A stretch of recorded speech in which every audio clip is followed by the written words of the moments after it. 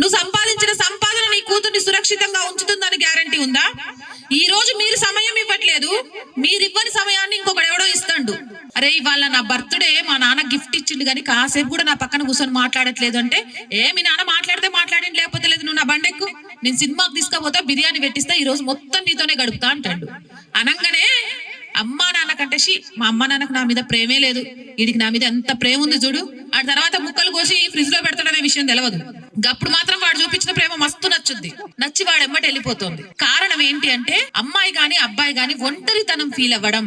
అసలే మనం ఒక్కరు ఇద్దరు కన్నా ఒక్కళ్ళిద్దరిని కూడా మనం సమయం ఇవ్వం. వాళ్ళలో బాధలు ఎవరికి చెప్పుకోవాలో తెలియదు, వాళ్ళ ఆనందాలు ఎవరితో పంచుకోవాలో తెలియదు, వాళ్ళకు సమయం ఎవరితో గడపాలో తెలియదు. గడపనప్పుడు ఎవడో ఒకడొచ్చి ఆ సమయాన్ని గడపడానికి సిద్ధంగా ఉన్నామని చెప్పి అరచేతిలో ఆకాశాన్ని చూపించి చందమామను అద్దంలో చూపించేసరికి ఇదంతా హిందూ ధర్మమే శుద్ధ దండగా, అమ్మా నాన్నలు అంతకంటే దండగా, తోబుట్టువులు అంతకంటే దండగా.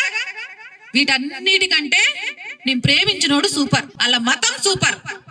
మా అమ్మ నాకు రామాయణం గురించి కూడా నేర్పలే, వీళ్ళు చూడు మొదటి రోజు నుంచే నాకు ఖురాన్ నేర్పిస్తారు. మా అమ్మ నాన్న నాకు పద్ధతిగా బట్టలు వేసుకోవడం నేర్పలే, వాళ్ళు చూడు మరుక్షణం నుంచి నేను పెళ్లి చేసుకోవాలంటే ముందు వాళ్ళ పద్ధతులు పాటించి వాళ్ళ బట్టలు వేసుకోవాలట అని మన ధర్మాన్ని చీకొడుతూ, తల్లిదండ్రులను చీకొడుతూ ఆడపిల్లలు, ఈ రోజు ఆడపిల్లలే కదా అబ్బాయిలు కూడా మతం మారుతున్నారు.